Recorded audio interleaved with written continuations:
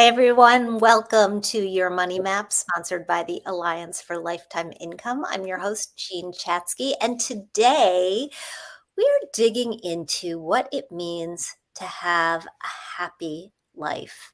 Happiness is one of those elusive concepts for a lot of people because we all want to feel as if we live happy, fulfilled lives. But sometimes those big picture goals, they fall to the back burner as we focus on the things that are more seemingly urgent. We work hard to develop our careers, to grow our wealth, to build our families. But as we approach retirement, as we approach that next chapter of our lives, it seems like all of a sudden we get the opportunity for a bit of a reset. We get the opportunity for a bit of a do-over, to look at what's going on and maybe restructure, reprioritize, and focus on building that life that we have always been looking for, or at least been looking for a very long time.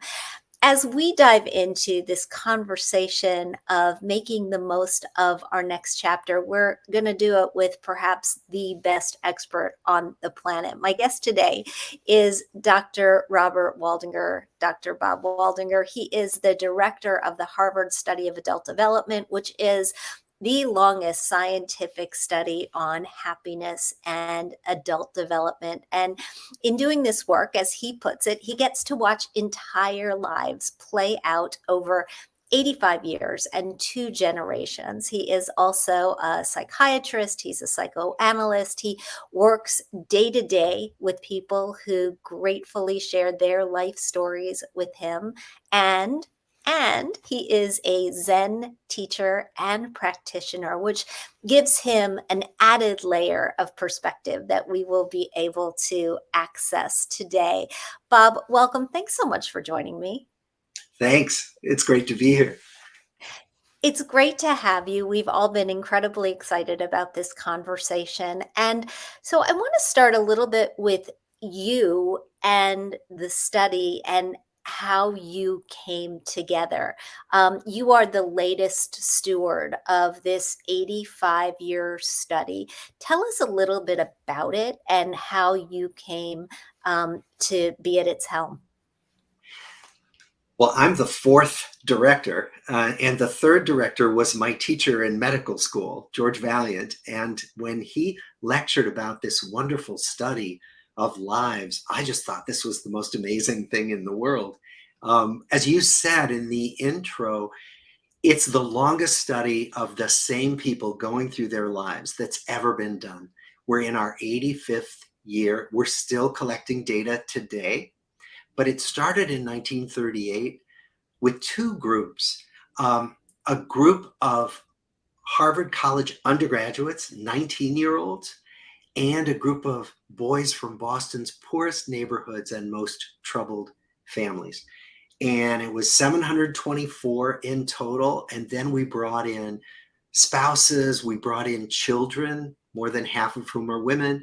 So what started out as a study of all young men has now become a much more gender balanced study of 724 families. And these families participate with you how? How often are you collecting data from them? How often do you talk to them? What portions of their lives do you study? Well, after we did a deep dive into their physical health and mental health and their families when they came into the study, then what we do is we ask them to fill out questionnaires every 2 years. About every 5 years, we get their medical records from their doctors. We go to their homes and sit in their living rooms about every 10 years and interview them. But then we've also added new methods that didn't exist in 1938. We draw blood for DNA. We put them into the MRI scanner and look at their brains and how they light up in different ways. We deliberately stress them out. We bring them into our lab and stress them out and find out how they recover from stress. All of it trying to get at this idea of thriving and happiness from different angles. You recently put the results of your learnings and a lot of this research into a book called The Good Life. What's the good life, and what has this study taught you about what how to actually achieve it? Well, the Good Life book is a book that weaves in the real life stories of our participants with the science in what we think is a very accessible, readable way.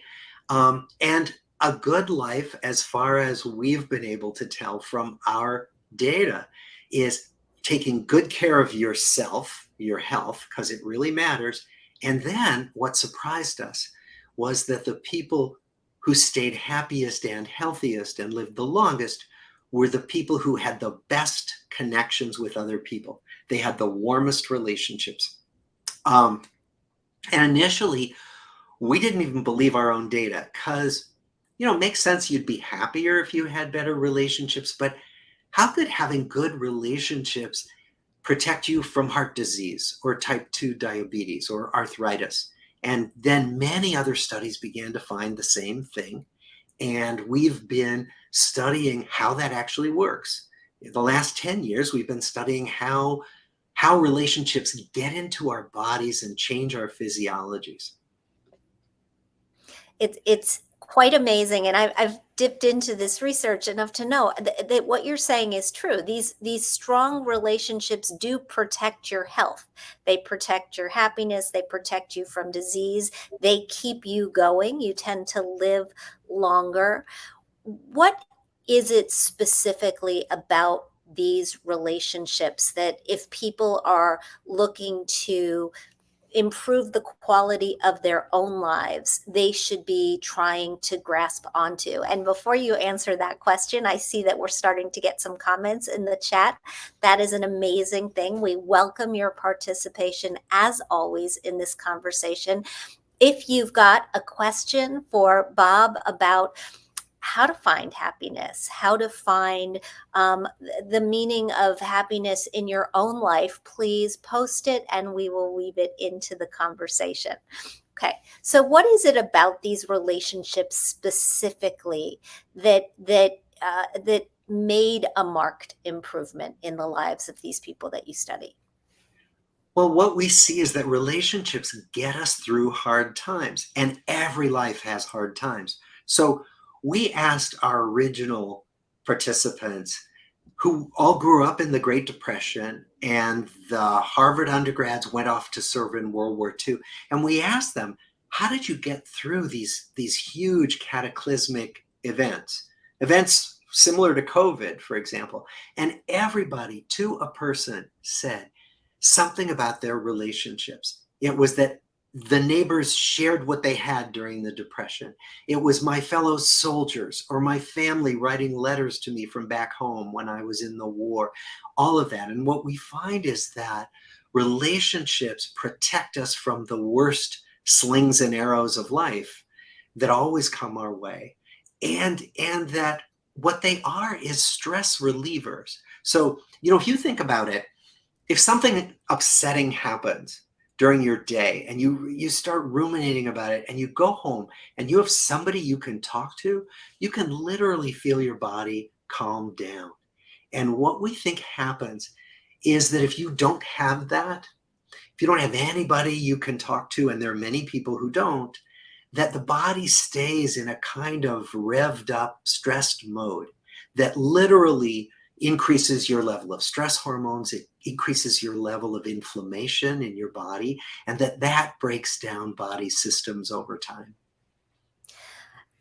A lot of the relationships that showed up in your research, and I understand that this was in part because of the population in the initial study.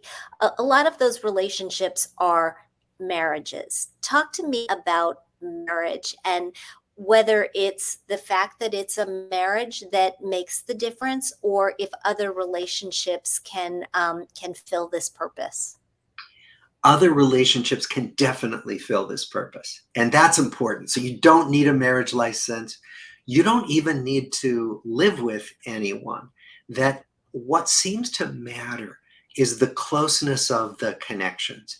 So, in fact, we asked people at one point, who could you call in the middle of the night if you were sick or scared? And most of our folks could list several people, but some people couldn't list anyone. And we think that what we need is not a marriage license. What we need is the sense that somebody is there for us when we're in trouble. And that could be a friend, a sibling, even an adult child, that there are many, many people who can fill that role. It is true that living in an intimate partnership helps us live longer. That's what the statistics show. But there's nothing magical about that. It's literally that you have somebody there who gets you to remember to eat, to remember to take your medication, to get up off the couch and go move your body. All those things that being with another person helps with. But you can have friends who do that with you.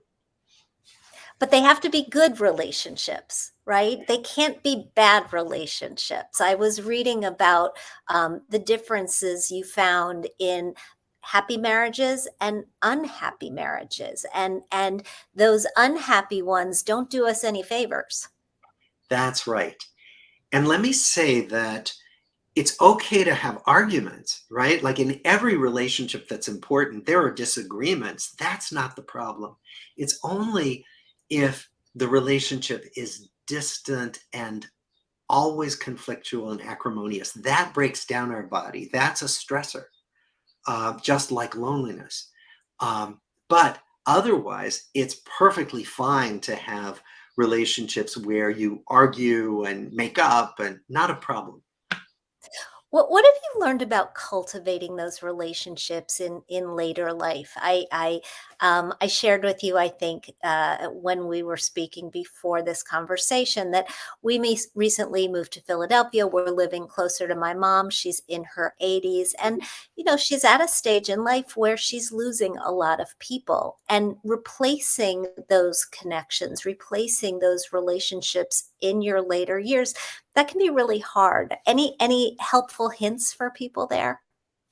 Yes, that's so true that it's harder. And one of the things that people find is that if we put ourselves in situations where we see the same people again and again, and particularly if we're doing something we enjoy or care about, that's an easy way to make new relationships when we need them. So if you join a gardening club or a bridge club or a pickleball league or something where you know, that gives you a natural conversation starter because you're doing something with other people that you all enjoy or care about.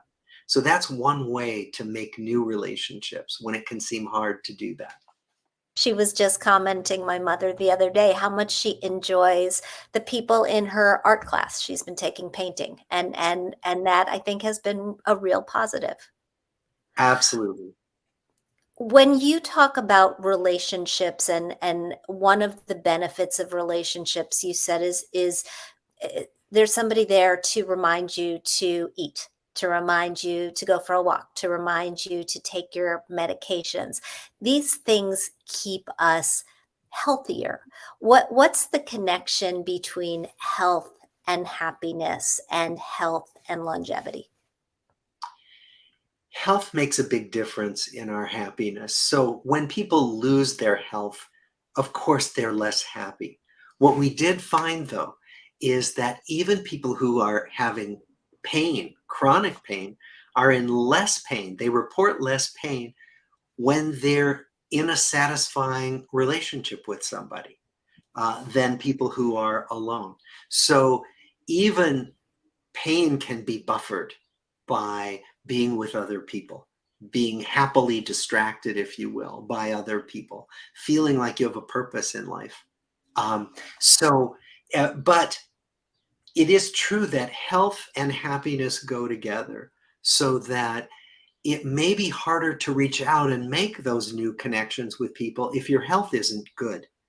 Um, and so, again, that's one reason why taking care of our health matters a lot, because it sets us up to be more connected with people and to be happier. When you say taking care of our health, that can be a very tall order. What do you mean, taking care of our health? Yes. So what we mean is um, eating right, not being obese if you can help it, not smoking, not abusing alcohol or drugs, getting regular exercise. And that doesn't have to mean doing triathlons. That can mean walking. That when they do studies of people, particularly older adults who walk every day, not only do their bodies stay healthier, their brains stay sharper. So what we can say is that exercise is probably some of the best medicine you can give yourself throughout your life. Exercise is also one of the best stress reducers that you can give yourself throughout your life. I've seen studies on financial stress that point to the fact that just getting out there and moving your body can actually reduce the stress that you're feeling about that debt that's sitting on your credit card, or the fact that you're not saving as much as you think you might want to be saving, or you're struggling with some sort of other financial stress at the time. Where does money fit into the happiness equation? When you're looking at this population over the years, I'm sure you've seen people in a variety of financial situations. How much does their level of wealth contribute to their overall happiness and well-being?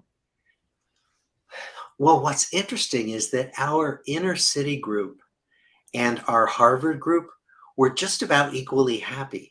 So it doesn't mean that you have to have a lot of privilege like our Harvard students did to be happy. But what we know is that getting your basic financial needs met is really important. And then if you can reduce stress around money, that can make a big difference. So I'm sure you know, and your community knows, that it's possible to be very stressed about money even when you have enough. And so one of the things that's important to do is get the information you need from good advisors, so that if you have enough money, to be able to calm yourself down and alleviate those worries, because those worries, if they're not realistic, are going to break down your health. Yeah, there's been some conflicting information, some dueling information about the role that money plays in financial in happiness over the past couple of years. Daniel Kahneman from Princeton did a study for which he actually won the Nobel Prize, where he said, and I'm paraphrasing, um, once you have enough money to live comfortably, and he put the number at $75,000 a year in income. Now, granted, this was an average and it was about a decade ago. So just keep that in perspective. But once you hit that level of wealth, more money doesn't necessarily make you more happy. Recently, a researcher named Matthew Killingsworth out of the University of Pennsylvania did a study where he said, not so fast. We looked at, his research team looked at people going through their day-to-day activities, actually spot checked them in the middle of their days by checking in with them on their devices, and found that actually more money did make people more happy, and that the more you had, the more happy you were likely to be.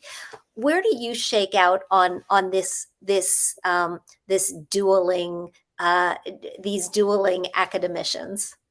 Well, I love that duel, because what they ended up doing, as you know, is they did what they called an adversarial collaboration. So Kahneman said the data show one thing, and Killingsworth said they show something different, as you described. So they got together and they hashed this out. And when they reanalyzed the data, they said, okay, Killingsworth is right. Happiness does seem to go up as you have more money. But for people who are unhappy and looking to wealth to make themselves happy, that doesn't happen. So if you're unhappy and you're saying to yourself, once you have your basic needs met, well, if I get this amount of money, then I'll be happy. That does not work, according to both of them. So how do you get off that treadmill? Well, one of the things we know is that connections really do build a bedrock of well-being. And the other thing we know is that when they've studied how people use their discretionary income, they find that when people spend money on material things, they're less happy than when they spend money on experiences. In large part because experiences usually happen either with people we're already connected to, or they help us connect with new people, like on vacation or, going to a basketball game, whatever it might be. So one of the things that we can say is let's reorient toward our connections and see how money can offer us ways to deepen our connections with people or make new connections with people. Um, I alluded to the fact, or I didn't even allude to it. I announced the fact when I introduce you that you wear the hat of a Zen teacher as well. Tell me about the intersection of Zen teachings and this work that you've been doing with this long study. Where's the point where they come together, and what can we learn from that? Well, I used to think they were completely separate. Like, what would Zen have to do with scientific research? And now I realize, Zen is sitting on a cushion studying your life. And what I do in my research is I study human life. And we do learn things from both. So one of the things we learn is that life is a constant process of change. And that acknowledging that, anticipating it, accepting it is a really important part of life. And we know that in terms of how people manage their money, right? That's really important to acknowledge that change is going to happen in me and in the people I care about, and to make plans for that. Similarly, as I sit on a meditation cushion, everything's always changing. I'm always changing. The other thing we learn from our research study and from meditation is that when I get out of my own little skull and start really appreciating the larger world and other people, I'm happier. I feel like my life has more meaning and purpose. And that's what we found with the people we studied, that those who were more concerned with the well-being of their community and other people in their lives, those people felt that life was meaningful and more worthwhile. You got to get outside yourself. In other words, we're going to turn to some questions that are coming in. If you've got a question for Bob, please put it in the chat, and we'll get to it in just a second. But I did want to follow up on that point of change that you mentioned. That of course life changes all around us, and of course in this 80-year study, 80+ year study, life is going to change many times. Did you pull a thread of happiness that was tied to people who were more able to roll with those changes? I mean, I think that resilience is just one of those attributes, for lack of a better word, that is so important and that most of us do not have enough of. We did find that people who could adapt to changes were definitely happier because life is always bringing us challenges. Some of them planned, like getting married, or, happy ones, and some of them unplanned, like COVID, right? And there's a great teaching from John Kabat-Zinn, the meditation teacher. He says, you can't stop the waves, but you can learn how to surf. And really what resilience is surfing the waves of challenge that are always coming our way. There's no life without challenge. And so, The question is, there are certain habits we can develop that help us be more resilient. We talk about this in the book quite a bit, about what some of the best practices are that have kept people happiest as they go through life. What are your favorites? I mean, I talk a lot about when it comes to your money, controlling the things that you can control, Yeah. because you can't control the markets, you can't control inflation, you can't control interest rates. You can, to some degree, control how much you save. Yes, and I would say, I bet what you advise people is to face toward a worry about money. Like what rather than saying, oh my gosh, I'm so worried I don't know what I have, to really get information, to take a good look at your situation and get help looking at it, right? And what we find is that the people who face toward problems rather than just worrying about them without doing anything or pretending they'd go away and ignoring them, that those people who faced toward the difficulties, those were the people who coped with difficulties better and stayed happier.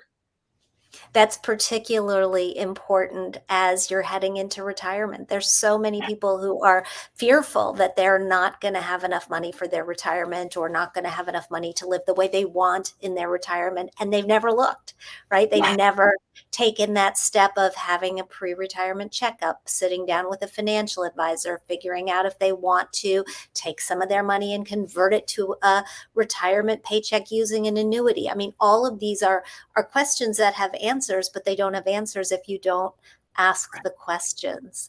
Right. Rachel has a question, and she asks, could more money increase happiness because money can pay for convenience and saving time, which increases free time or more time to spend on the things you love? I think that's a wonderful point, that money can enable us to do more of what we love and free us up from the things that we don't want to do as much. And we do know from our research that actually, when people make those trade offs, they get happier. When you can let go of some of the things that you hate doing, and even being with some of the people or going to some of the meetings you hate going to, that you get happier. So if you could actually hire someone to help you with a task that you just hate, that's a wonderful way to use money to make yourself happier. And I just want to go on the record that you're giving us permission to back out of some of those things that are seemingly obligatory, but perhaps not so much, that we just don't want to do. Absolutely. And it's one way that people get happier as they get older, because as we get older, we realize, gee, life is short. We start doing just what you said. We start letting go of the shoulds. You point out that, in fact, we tend to just get happier as we get older. Why is that? Partly it's because of what we just described, that we let go of some of the shoulds. It seems to have to do with life being short. That we realize as we get older, gosh, I'm really going to die. And that rather than making us more sad, paradoxically, it makes us pay more attention to stopping, smelling the roses, being with the people we care about, doing what we care about, and those things make us happier. So, as human beings, we get happier as we get older. As you added women and then offspring, many of whom were women, to the study, I'm interested in the differences that you noticed, in how women talked about their happiness versus how men talked about it, and also um, generationally, what you saw as you went from studying the silent generation to the boomers to the Xers to millennials. Well, what we did with the World War II generation is we asked people when they were in their 80s, we said, looking back on your life, what did you regret the most and what are you proudest of? And the pride was really telling. Everybody, to a person, talked about other people. Like nobody said, I made a fortune. Nobody said, I won the Nobel Prize. Everybody said, I was a good boss. I was a good mentor. I was a good parent. Uh, I, I nourished a good family, right? All of those things. It was all about the people. The things that people regretted were different. And again, remember, this was the World War II generation. The men said, I wish I hadn't spent so much time at work. I wish I'd spent more time with the people I cared about. The women most often said, I wish I hadn't worried so much about what other people thought. Mm. That seemed really telling, having a lot to do with, I think, how women may be socialized differently than men. As you've moved on to study younger generations, have you noticed any differences there? Some of the big differences have to do with the the freedom that women have to take different life paths. So very few of the World War II generation women were in the workforce. They were at home, and they were like super volunteers and community members. Like they were CEOs running things in their communities. But now women are CEOs, and and women are many more women have pursued higher education and then used that higher education to do much, much more in the workplace. And so couples are balancing dual careers in a way that they rarely were in our World War II generation group. Um, and as we know, the divorce rate is much higher in since the 1970s. And that's a big difference. And I think all of that may have to do with there being just many more opportunities for different life paths than there were. Too many choices sometimes, or not Yeah, enough. Bob, as yeah. we start to move toward the end of this conversation, if you were writing a prescription, and I know that you did this in your TED Talk, which everybody should watch, by the way, but if you were writing a prescription for happiness, for this audience, with your favorite pieces of advice, what would be on it? It would be to be active in taking care of your relationships. We talk about social fitness in the book to liken it to physical fitness. The idea is it's something you practice every day, every week. So you could take small actions. Like when you're done listening to us, think of somebody you miss or you'd like to see more of, and just send them a text or send them an email saying, hi, I was just thinking of you and wanted to reach out.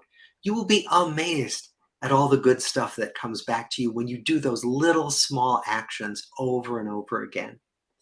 Um, and I would say to uh, talk to even people who you barely know.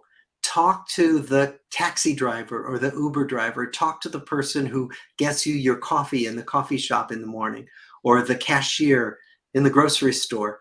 That making those kinds of small conversations gives us little boosts of well-being because it allows us to feel more connected to one another. Fantastic. If people are looking for more information on you, we've put some resources in the comments where they can find your TED Talk, where they can find the book. Where would you send them? Um, to my website, robertwaldinger.com, and to our study website, adultdevelopmentstudy.org. Fantastic. Thank you so much for being here. This was a pleasure. Thanks for having me. Of course. And if you're looking for more information from us at the Alliance for Lifetime Income, you can find it at our website. It's protectedincome.org. And for more information on this conversation specifically, protectedincome.org/Waldinger. Thank you so much, everybody, for watching. We'll see you next time. Bye, Bob. Bye.